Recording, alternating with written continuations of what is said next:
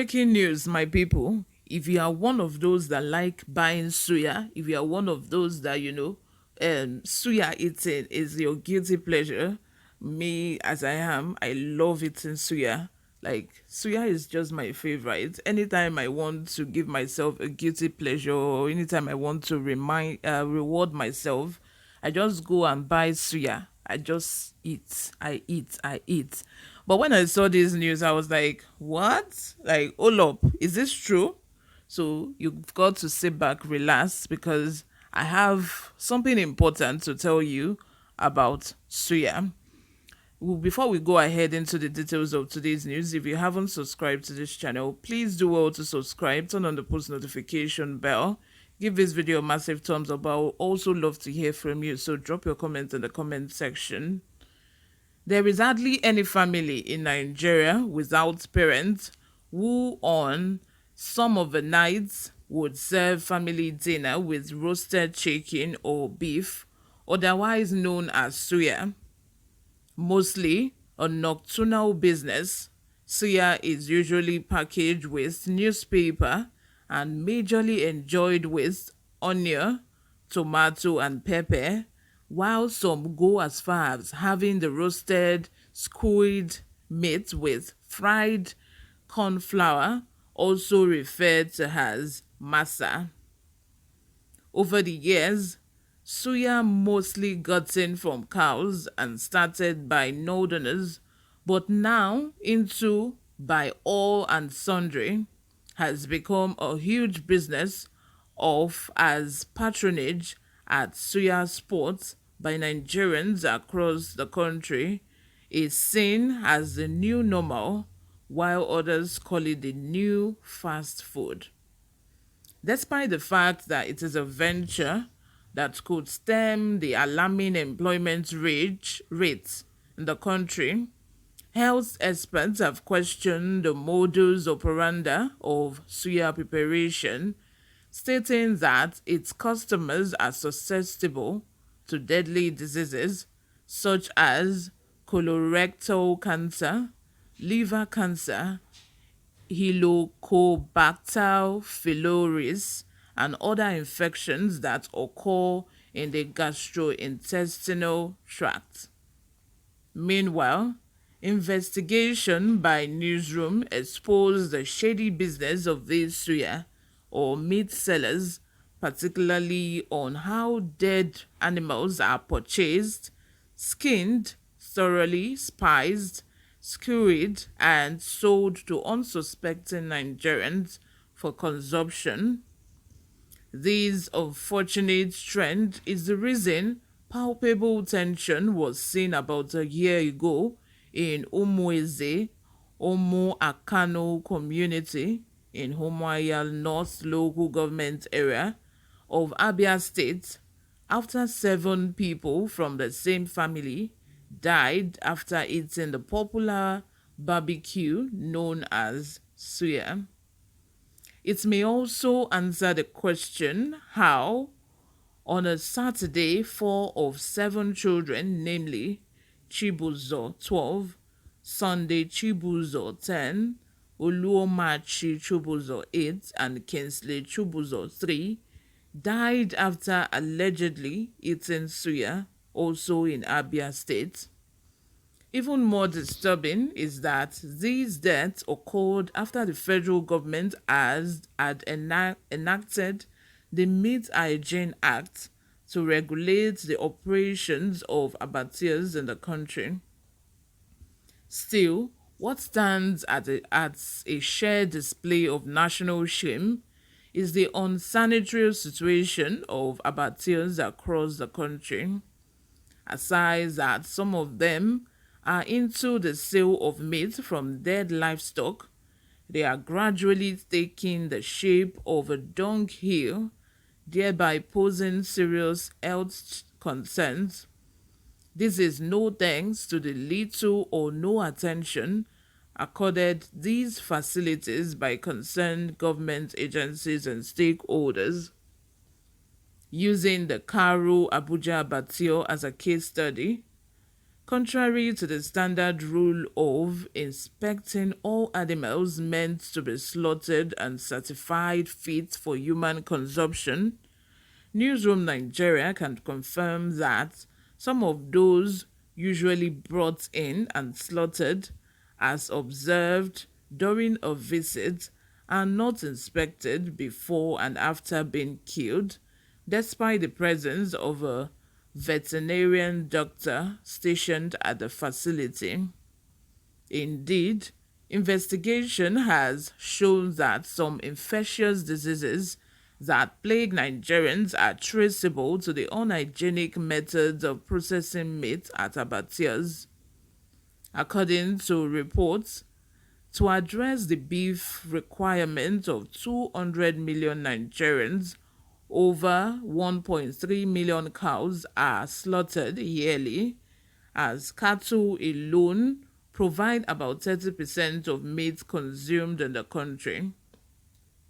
Cattle, therefore, contribute a critical part of a country's food security arrangement, but as lucrative as the beef business is, it also has its downsides, given the litany of challenges associated with the process of getting the cattle from the sellers to abattoirs and finally to consumers' dining table.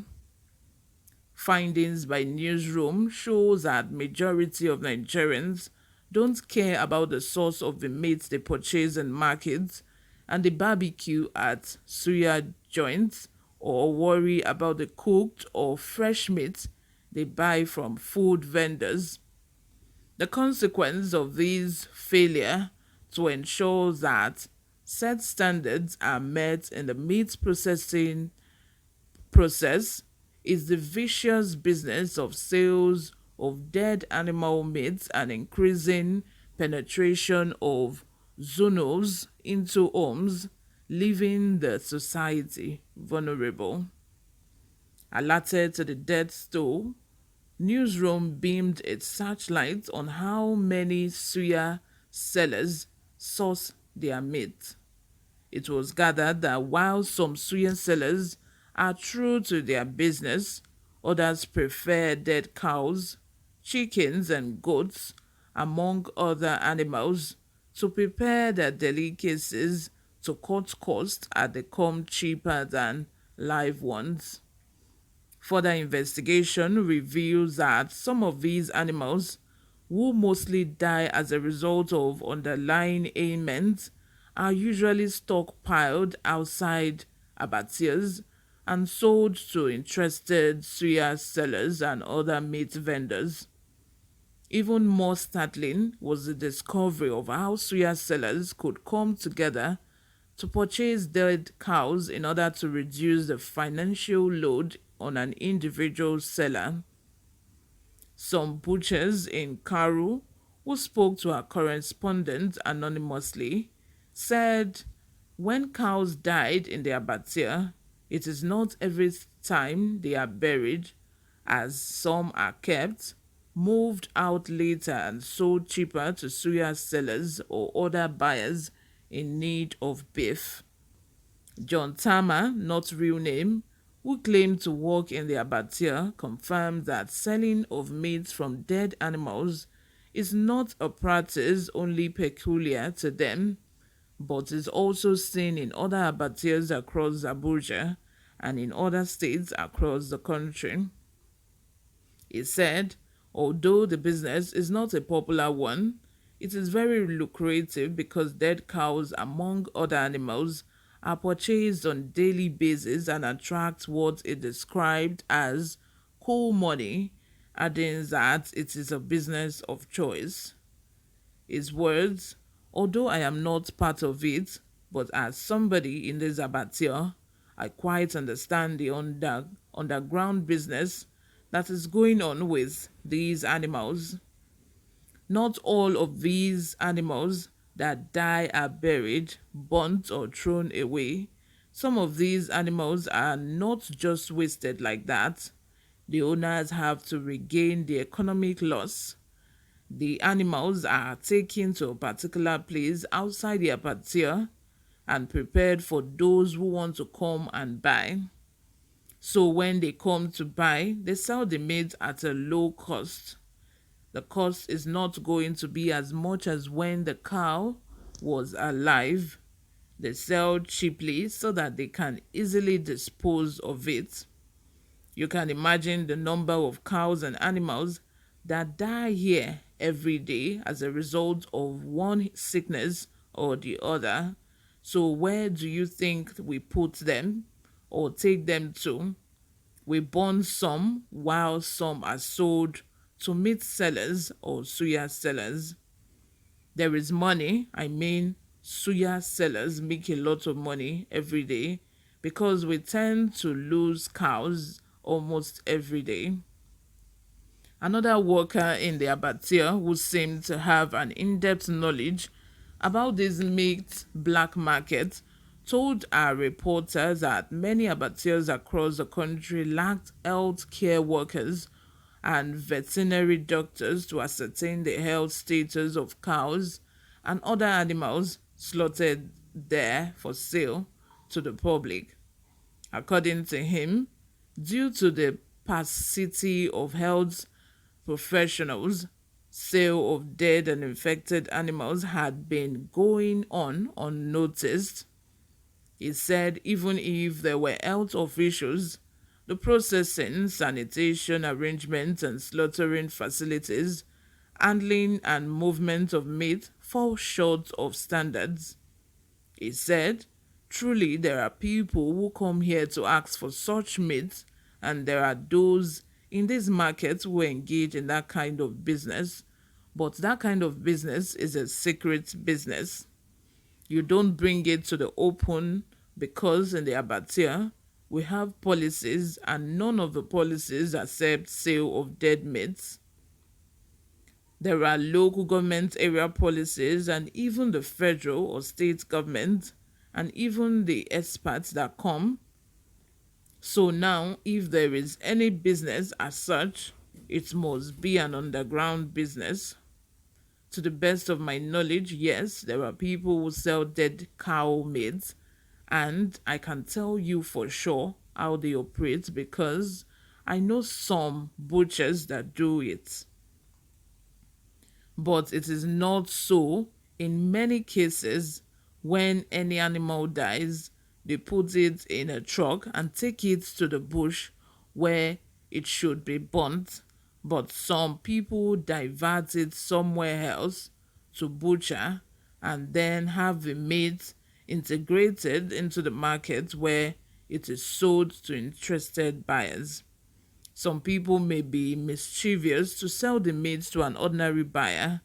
One thing you should understand is that in that kind of market, there are intentional buyers, people who meet them for dead animal meat, and there are sellers who sell it to the open market, and then the buyers unintentionally buy meat from dead animals, which applies to my suya and other retail meat sellers.